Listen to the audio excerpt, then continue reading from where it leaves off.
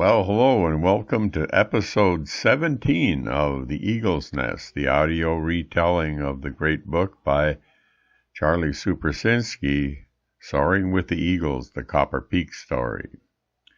Well, we're into 1965, and things are starting to get a little bit sticky with the federal government again.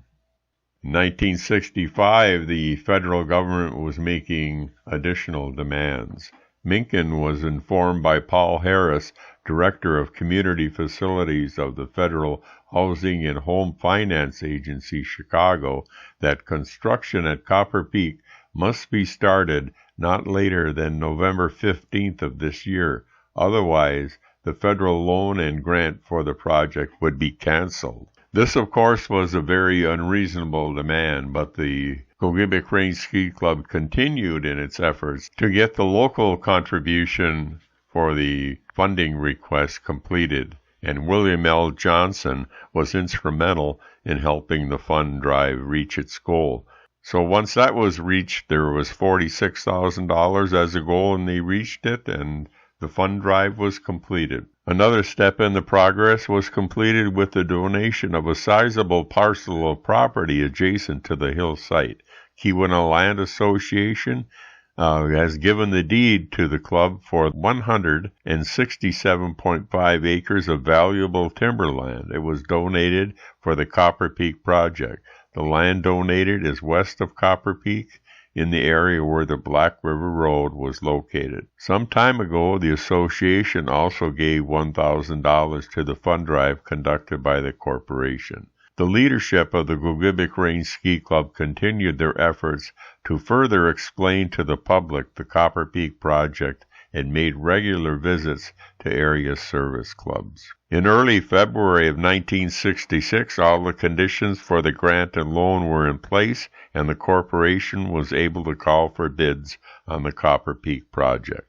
But all of the bids wound up being rejected, with numerous delays caused by the ever-changing demands of governmental agencies to formalize the final application.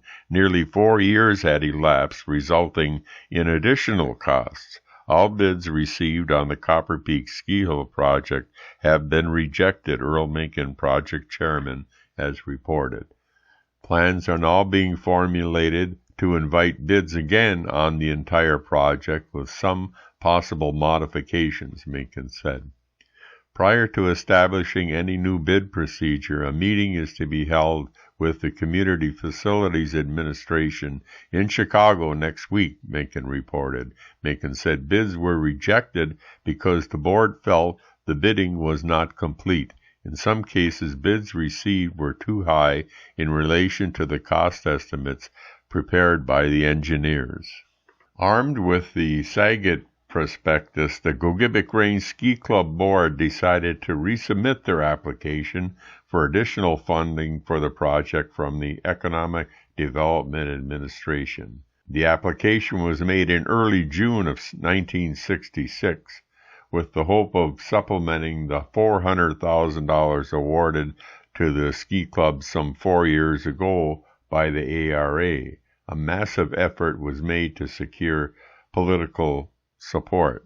The EDA promptly sent a representative to Gogebic County to observe firsthand the area's efforts to promote economic development. The EDA official who arrived was A. Gordon Wright, a Midwest director of the EDA, and he told officials Wednesday evening after he arrived that he was very favorably impressed with the progress that has been made in Gogebic County to upgrade the economy. Wright, who is reported to be one of the officials who will have the last word, so to speak, on whether or not the area will receive additional funds for the Copper Peak Ski Hill, so he was scheduled to visit the site.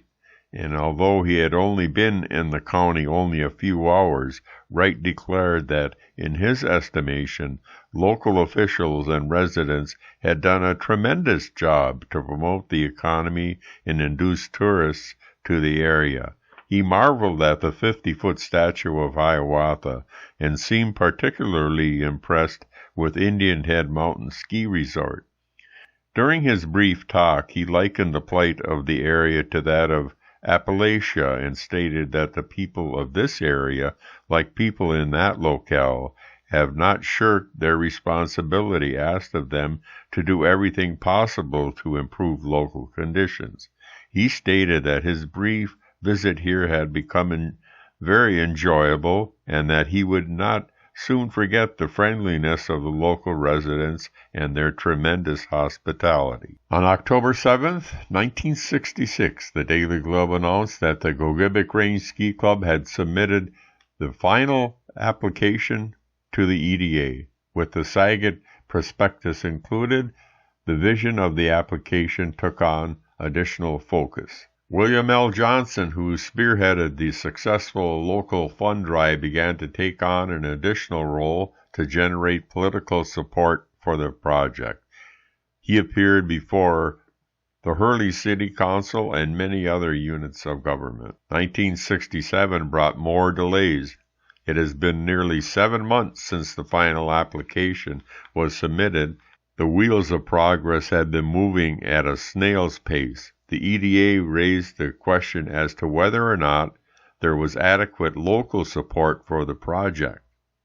The project sponsors have been informed that a survey is to be made in the area as part of the feasibility study to learn what the public's attitude toward the project is. One indication of the public's attitude certainly is the successful response to an appeal for funds more than a year ago. William L. Johnson, coordinator for the Copper Peak Project, continued his unrelenting efforts to draw support organizations in talks before those groups: the Northern Great Lakes Resource Development Committee, the Gogebic County Planning Commission, the Gogebic Ontonagon Community Action Agency. All of these units urged immediate action by the EDA, and they wanted to know why there were delays in approving the project. One of the 11th hour demands of the EDA was some sort of an assurance that the Gogebic Range Ski Club would be able to pay back the loan portion of the subsidy for the project. To comply with that request, the EDA also wanted some guarantee from the FIS that Copper Peak would receive their share of sanctioned ski flying events. A delegation of area and regional citizens was sent to Washington to address these concerns with the EDA. Attending the meeting were Gil Hancock, assistant to the chairman of the Upper Great Lakes Regional Council, Walter Larson, president of Lake Superior District Power Company, Jerry Gullen, legislative representative of the National Federation of Independent Businesses, Tom Rosandich of Camp Olympia in Upson, Wisconsin, Tom LeBlond of Hurley, and William L. Johnson, project coordinator of the Gogebic Range Ski Club. The excerpts from the conference and communications from the FIS were highlighted in the March 15th edition of the Globe. The Gogebic Range Ski Corporation has been assured by the FIS that it will receive its share of approved competition. James Roby, acting chief of the EDA Financial Review Division, suggested that the corporation attempt to find an entity to guarantee the payments on the $486,000 loan involved in the project in the event the facility does not generate sufficient revenue for debt retirement. The area delegation assured the group that the corporation would have no trouble getting someone to guarantee the payment on the loan. William Kelso of the EDA responded, with the receipt of the letter from the FIS relative to sanction for events on the ski flying hill and having reached an accord relative to the applicant obtaining an entity to guarantee the debt service payments, the financial feasibility problems of this project apparently were resolved. So finally, all the pieces of the puzzle were now in place. Every demand by the ARA and the EDA had been met. In anticipation of a successful decision by the EDA for the Copper Peak project, the Gogebic Range Ski Club Board at its annual meeting on Tuesday, April 9, 1968, voted to increase the size of the board from 9 to 15. In introducing the trustee proposal, William L. Johnson stated that the club must think big and be ready to meet bid demands. He said, "What we're talking about is not a small ski club, but a big corporation." Finally, after 32 years since its inception and 23 years since the Gogebic Range Ski Club had first unveiled its plans for the project, the big decision by the EDA came on Friday, June 21st, 1968, as reported in the Daily Globe. The headlines read, "Copper Peak funds are allocated. Federal grants of $632,000 are announced."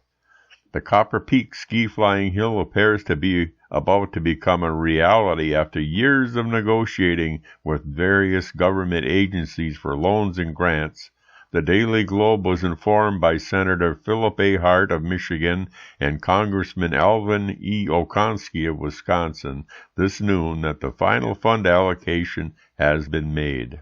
Senator Hart said in a telegram, "Pleased to announce that the Gogebic Range Ski Club will receive $366,000 as a grant from the EDA and $266,000 as a grant from the Upper Great Lakes Regional Commission for the construction of Copper Peak Ski Flying Hill." As long ago as 1963, the Ski Corporation had received a grant of $150,000 and a loan of $250,000 from the Area Redevelopment Administration. These funds have been held in escrow ever since.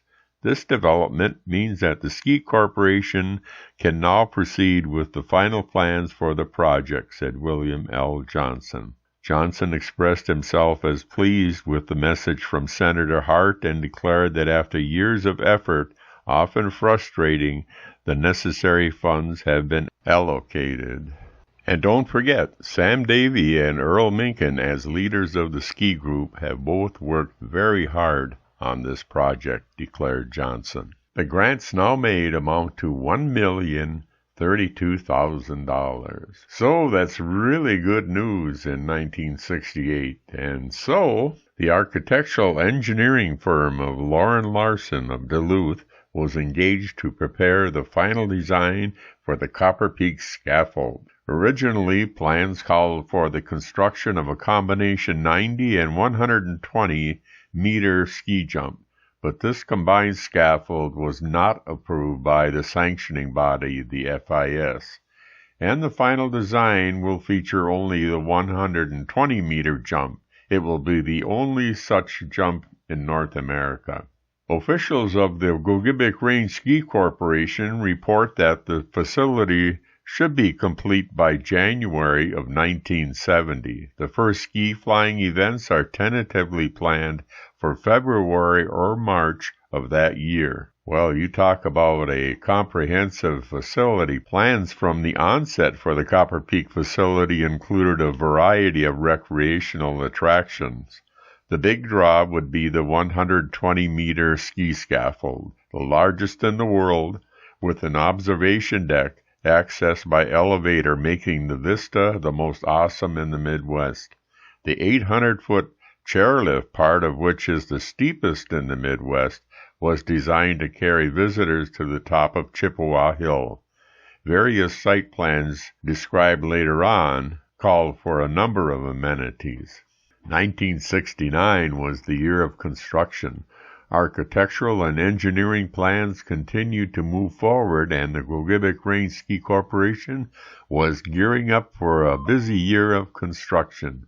At the end of January, Edwin Lintonen, the Gogebic Range Ski Club secretary, said bids on the relocation of Black River Road around the western face of the hill will be opened at 4 o'clock March 11th in the Gogebic County Road Commission office. Lintonen also announced that the date for the opening of bids on the construction of the hill's steel scaffold has been changed to March 12th in the office of consulting engineer Loren Larson. The bidding process did not go exactly as planned, with substantially higher bids being received for both the road bypass phase and the hill construction phase. The GRSC subsequently had to make some adjustments by eliminating parts of the project. The Daily Globe headline said, Copper Peak budget cut to meet bids. Sam Davey, president of the GRSC, today said he is positive that the EDA will approve the budget within the next few weeks.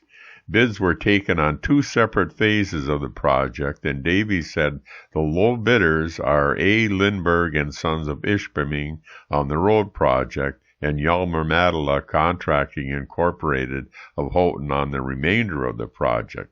The corporation officials said only a huge last-second reduction in Matala's bid on the main construction phase saved the project. When the original bids were opened yesterday, all of them were in excess of $1 million and would have boosted the total cost from above the maximum set by the EDA. Matala, in a telegram received just before the deadline, offered to reduce its bid by $590,000, cutting the total from $1,400,000 to $810,000. It was then decided to eliminate 2 of the 6 proposed parking lots, with the result that Matala's bid was reduced by another $26,000. In order to bring the total cost within the EDA limits, the corporation had to eliminate bituminous surfacing, guardrail seeding and sodding, gutters, and shoulder work from the road bids. When these items were deducted, Lindbergh had the low bid of $85,509. Thus, the big day came on Tuesday, March 25, 1969, and was highlighted in the Daily Globe the following day. The Daily Globe headline said, Copper Peak project contracts are signed at ceremony here. A. Lindbergh and Sons of Ishpeming received the $85,509 contract for the road relocation phase of the project, and Yalmer Matala Contracting Incorporated of Houghton got the $784,000 contract for the ski hill and other facilities. Copper Peak will be the only ski flying hill in North America. The corporation hopes to stage the first ski flying meet next February, and that would be February of 1970. Construction commenced in early April of '69, proceeded through the summer and fall seasons. There were several unique challenges facing the contractors.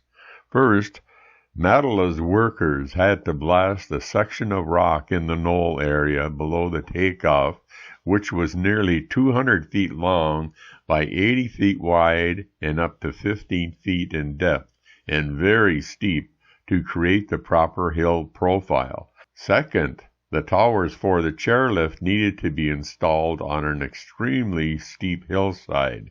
And third, footings for the scaffold had to be completed by a deadline of July 1st, the date set to erect the scaffolding. Talk about having a deadline. The Vulcan Manufacturing Company of Fond du Lac, Wisconsin was given the subcontract to fabricate and install the scaffold. Vulcan welded large sections of the tower and hauled them to the site on long flatbed trucks. 2 of the largest cranes in the Midwest, nearly 300 feet in height, were brought in from the Chicago area and were used to hoist the sections in place on a wind-free day. A number of area subcontractors were also involved. Turpin & Brothers of Baraga, Michigan Land Clearing, Milwaukee Elevator Building and installing elevators in the scaffold, Hofer Glass Company of Wausau, Wisconsin, installation of glass in the clubhouse, Dollar Bay Linoleum and Tile Company, Dollar Bay, Michigan, floors in the clubhouse, Industrial Piping Company of Ironwood got the contract for mechanical work on the clubhouse, and Eagle Electric Company of Kingsford all the electric work. Work on the project progressed rather smoothly under the watchful eye of Elvin Strum, resident engineer for the corporation. By October, it was estimated that 85% of the project had been completed. Earl Minkin, chairman of the club's competition committee, was given the task of preparing for the first ski flying meet in early 1970. The Daily Globe on Tuesday, November 11, 1969, chronicled the Copper Peak story. Here are a number of excerpts from that story, including the following headline. Copper Peak ski flying hill nears completion. A dream of 3 decades is materializing atop a 350-foot hill in the vast Ottawa National Forest, north of Ironwood and Bessemer, with the construction of the long-awaited and often doubted Copper Peak ski flying hill. Despite dismaying adversity and predictions by some prophets of gloom that it would never leave the ground, Copper Peak is alive and growing, and the giant ski flying slide will have its first international ski flying meet February 27 through March 1, 1970. The developers are talking of jumps in excess of 500 feet and predict that the present record of 540 feet will be broken here, possibly next year. The dimensions of the Copper Peak slide, which will be the largest artificial ski scaffold in the world, are impressive. Over 200 tons of Core-10 steel have gone into the construction of the futuristic-looking slide, with twin 20-ton legs supporting the main tower. The Core-10 steel needs no priming or painting, but will gradually discolor to a deep burgundy color through exposure to the atmosphere. And just a reminder that the 26-story Copper Peak scaffold, the largest in the world, sits on top of Chippewa Hill. The scaffolds of other flying hills are built on the sides of mountains and are much smaller. With well-known jumpers from all over the globe converging on Copper Peak next February, the attention of the world will be focused upon the Gogebic Range. It is estimated that 30,000 spectators will attend the inaugural meet next year.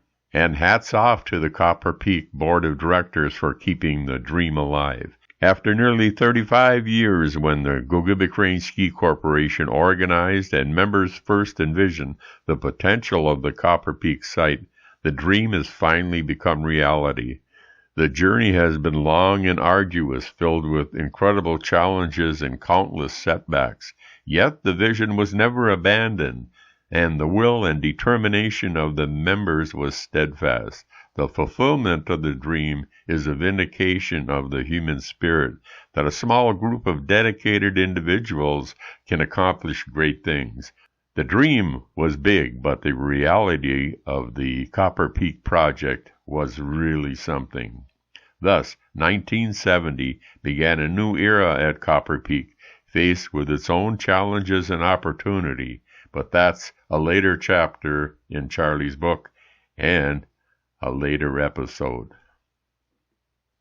This is your narrator, Dan McManman, inviting you to join us again for the next episode of The Eagle's Nest. The best way to see and hear us is to go to the YouTube app on your smart TV and search Copper Peak Eagle's Nest. All the episodes so far are there all the time, and the episodes are numbered sequentially. So if you were binge watching us, for example, looking at an earlier episode, when that one ends, the next one in sequence will begin playing. Also, you can find us on the Copper Peak streaming site by using social media sites like Google and Yahoo and search Copper Peak. Episodes play on the half hour. We're also on Copper Peak Radio 102.1 FM at 6:08 a.m. and p.m. and 11:08 a.m. and p.m. Central Time if you're in the area. Charlie's book, Soaring with the Eagles, The Copper Peak Story, is available at the Depot and the Downtown Art Place in Ironwood. Once again, thanks for joining us here on the Eagle's Nest. See you next time, and keep thinking Copper Peak.